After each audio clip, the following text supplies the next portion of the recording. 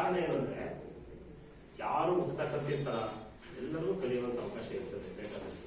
ಹಾಗಾಗಿ ನಾನು ನಿಮಗೆ ಹೇಳೋದಿಷ್ಟೇನೆ, ಏನ್ ಹೇಳಿ, ನಿಮ್ಮ ಬದುಕಿನಲ್ಲಿ ನೀವು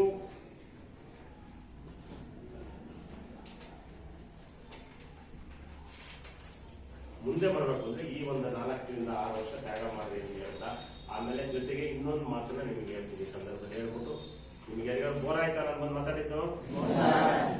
ಬೇಜಾರಾಯ್ತಾ? ಯಾವತ್ತೂ ಯಾರು ನನ್ನನ್ನ ನಾನು ಅಥವಾ ನಿಮ್ಮನ್ನ ನೀವು ಇನ್ನೊಬ್ಬರ ಜೊತೆ ಹೋಲಿಕೆ ಮಾಡ್ಕೊಂಡು ಯಾಕೆಂದ್ರೆ ನಿಮಗೆ ಅವಕಾಶ ಸಿಕ್ಕಾಗ ನೀವು ಅವ್ರಿಗಿಂತ ಚೆನ್ನಾಗಿ ನಿಮ್ಮಲ್ಲೂ ಪ್ರತಿಭೆ ಇರ್ತದೆ, ಬೆಳಗಕ್ಕೆ ಅವಕಾಶ ಇರುತ್ತೆ ನಿಮ್ಗೆ.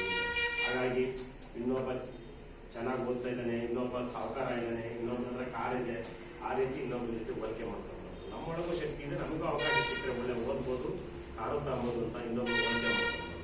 ಉದಾಹರಣೆಗೆ ಸೂರ್ಯ ಮತ್ತೆ ಚಂದ್ರ, ಸೂರ್ಯ ಚಂದ್ರನ ನಡುವೆ ಹೋಲಿಕೆ ಮಾಡ್ತಾ ಸೂರ್ಯಗೆ ಅವಕಾಶ ಸಿಕ್ಕಾಗ ಸೂರ್ಯ ಅವನೇ ರೀತಿಯಲ್ಲಿ ಬೆಳಗ್ತಾನೆ, ಪ್ರಪಂಚಕ್ಕೆ ಬೆಳಕು. ಅದೇ ರೀತಿ ಚಂದ್ರನಿಗೆ ಅವಕಾಶ ಸಿಕ್ಕಾಗ ಚಂದ್ರ ಬೆಳಗ್ತಾನೆ. ಸೂರ್ಯ ಬೆಳಗ್ದಷ್ಟೇ ಚಂದ್ರ ಸೂರ್ಯನೇ ಬೇರೆ ಚಂದ್ರನೇ ಬೇರೆ ಅಲ್ವಾ?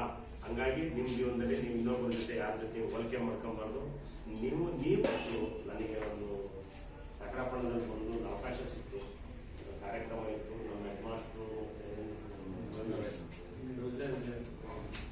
ಬಹಳ ಒತ್ತಡ ಹಾಕಿ ಕರ್ಕೊಂಡ್ಬಂದು ನಾನು ಬರ್ತಾ ಇದ್ದೆ. ಯಾವ ತರ ಇವತ್ತು ಇವ್ರು ಒತ್ತಡಕ್ಕೆ ಬಂದಿದ್ದೀನಿ, ಬಂದು ನಿಮ್ ಜೊತೆ ನಾಲ್ಕು ಮಾತಾಡಿ ನಿಮಗೊಂದಷ್ಟು ಸ್ಫೂರ್ತಿ ಆಗಲಿ ಅಂತ. ಸಂತೋಷ ನಿಮಗೊಂದಷ್ಟು ಸ್ಫೂರ್ತಿ ಆಗಲಿ ಅಂತ ನೀವು ಯಾವತ್ತೂ ಇನ್ನೊಂದು ಮಾತೇ ನನ್ನ ಮಾತು ಮುಗಿಸ್ತೀನಿ.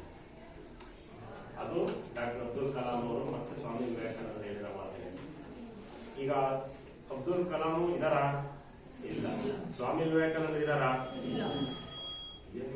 ಇಲ್ಲ ಅನ್ಬಿಡ್ರಲ್ಲ. ನಿಮ್ ಮನಸ್ಸಲ್ಲೆಲ್ಲ ಇದಾರೆ ಈಗ.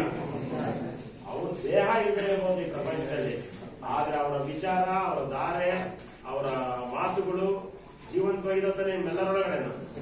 ಆ ತರ ಇರ್ಬೇಕು ಏನೇ ಸಾಧ್ಯ. ಅದಕ್ಕೆ ಸ್ವಾಮಿ ವಿವೇಕಾನಂದ ಹೇಳಿದ ಒಂದು ಮಾತನ್ನ ಹೇಳಿ, ನೀವೆಲ್ಲರೂ ಈ ವಯಸ್ಸಲ್ಲಿ ಏನ್ ಮಾಡ್ಬೇಕು ಅಂದ್ರೆ ಕನಸು ಕಾಣ್ಬೇಕು. ಯಾವ ಕನಸು ಕಾಣ್ಬೇಕು? ಕೆಟ್ಟ ಕನಸಲ್ಲ, ಒಳ್ಳೆ ಕನಸು. ಒಳ್ಳೆ ಕನಸನ್ನು ಕಾಣ್ಬೇಕು.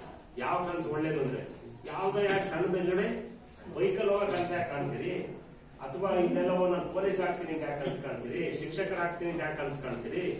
ನಾನು ಕಾರಲ್ಲೇ ಹೋಗ್ತೀನಿ, ನಾನು DC ಆಗಬಲ್ಲೆ, ನಾನು ಅಥವಾ AC ಆಗಬಲ್ಲೆ, ನಾನು ಸ್ಕೂಲ್ ಟೀಚರ್ ಆಗಲ್ಲ, ನಾನು ಹೈಸ್ಕೂಲ್ ಪ್ರೊಫೆಸರ್ ಆಗಬಲ್ಲೆ. ಈ ರೀತಿಯ ದೊಡ್ಡ ಕನಸನ್ನ ಕಾಣಿ. ಕನಸು ಕಾಣಕ್ಕೆ ಏನಾದ್ರು ಕೊಡ್ಬೇಕ? ಅದಕ್ಕೆ ಯಾಕೆ ಕಂಜಿಸ್ತಾನ? ದೊಡ್ಡ ಕನಸನ್ನ ಕಾಣಿ.